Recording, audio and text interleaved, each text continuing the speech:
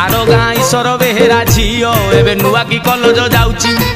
हिल की ठक ठक करी अंटा को हले कलिजा थरे दउची आर गाँ ईश्वर बेहेरा झीओ एबे नुआ की कॉलेज जाउची हिल की ठक ठक करी अंटा को हले कलिजा थरे दउची तार घोड़ा लांज परिवार आखि चिलिका परिका नील तार घोड़ा लांज परिवार आखि चिलिका परिका नील सी कॉलेज गला बेल छक जाम ना दूची ये बिलेई कौन फिटिला